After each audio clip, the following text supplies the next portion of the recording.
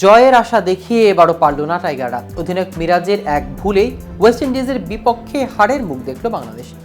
Rutherford ঝড়ে রীতিমতো উড়ে গেল সৌম্য মিরাজরা। বাংলাদেশ খেলল ওয়ানডে, আর ওয়েস্ট ইন্ডিজ যেন টেস্ট ক্রিকেটের আবহ থেকে বের হতে পারছিল না। 294 রানের জবাব দিতে নেমে একটা দলের উপরে 3 ব্যাটসম্যানের স্ট্রাইক রেট 52, 94, 51, 61 আর 56-75। তবে চরম নাটকীয়তা ম্যাচে 5 উইকেটে বড় জয় পেল ওয়েস্ট ইন্ডিজ। 3 ওয়ানডে সিরিজের 1-0 এগিয়ে গেল ক্যারিবীয়রা।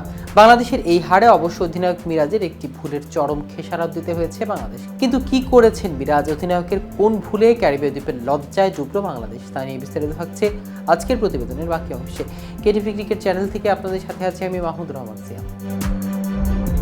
প্রথম ওয়ানডেতে নাটকের নায়ক হয়ে গেলেন ওয়েস্ট ইন্ডিজের ব্যাটসম্যান শেরফান রাদারফোর্ড।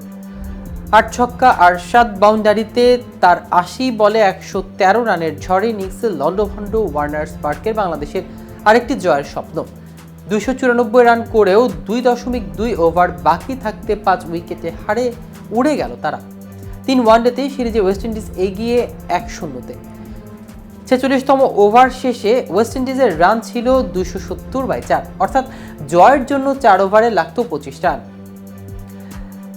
ম্যাচ তখন তাদের দিকে পুরোপুরি হেলে গেছে। তবে এরপর মাত্র 1 ওভারে কাজটা সেরে ফেলল রাদারফোর্ড, আর সেই ওভারই ছিল সৌম্য সরকারের। এখানে ভুল করলেন অধিনায়ক মিরাজ। সৌম্য সরকারের করা 47তম ওভারে প্রথম বলে দৌড়ে 2 রান নেন রাদারফোর্ড, কিন্তু ওভার থ্রোয়ে বল বাউন্ডারি পেরিয়ে গেলে মোট রান হয় 6, আর তাতে মাত্র 77 বলে রাদারফোর্ড প্রথম ওয়ানডে সেঞ্চুরিও সারা।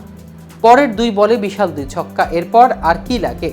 রাদারফোর্ড অবশ্য খেলা শেষ করে যেতে পারেনি। ওভারের চতুর্থ বলে শর্ট থার্ডম্যান নাহিদের ক্যাচ। 8 ছক্কা ও 7-4-এ 80 বলে 113 রানে ম্যাচ জেতানো ইনিংস খেললেন রাদারফোর্ড। সৌম্যর ওই ওভারে আসে 21 রান। 94 রানে 3 উইকেট হারানো ওয়েস্ট ইন্ডিজকে আশা দেখিয়ে গেছে অধিনায়ক শাই হোপ। প্রতিরোধের দেয়ালটা প্রথমে গড়তে শুরু করেন তিনি। 88 বলে 86 রান করার পথে রাদারফোর্ডের সঙ্গে চতুর্থ উইকেটে 99 রানের জুটি। শুরুটা ভালো করলেও ওই জায়গাতেই বাংলাদেশের বোলারদের হাত থেকে ম্যাচটা ছুটে যেতে থাকে। তখন উইকেট নেওয়ার মতো পরিকল্পনা বাংলাদেশের বোলারদের বোলিংয়ে দেখা যায়নি। হোপকে ফিরিয়ে অধিনায়ক মেহেদী হাসান মিরাজ জুটি ভাঙলেও জাস্টিন গ্রিভসকে নিয়ে রাদারফোর্ড করে দিয়ে যান বাকি কাজটা। তার আগে 300 রান করে স্বাগতিকদের কাজ কিছুটা কঠিন করে দিয়েছে বাংলাদেশ। যদিও 280 হলেই খুশি ছিলেন অধিনায়ক মিরাজ। টসে জিতে ব্যাটিং নিয়ে বলেছিলেন তারা অন্তত 280 রান করতে চান।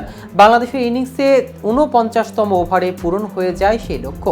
আলজারি জোসেফকে তারই মাথার ওপর দিয়ে ছক্কাটা মারলেন মাহমুদুল্লাহ, আর তাতে 10 বল বাকি থাকতেই 282। বাংলাদেশের স্কোর শেষ পর্যন্ত 6 উইকেটে 294। তো ভিউয়ার্স, ভিডিওটি সম্পর্কে আপনাদের কোনো মতামত থাকলে আমাদের কমেন্ট করে জানাতে পারেন। সাথে সাথে নিয়মিত ক্রিকেট আপডেট পেতে কেটিভি ক্রিকেটের সাথে থাকুন। ধন্যবাদ সবাইকে।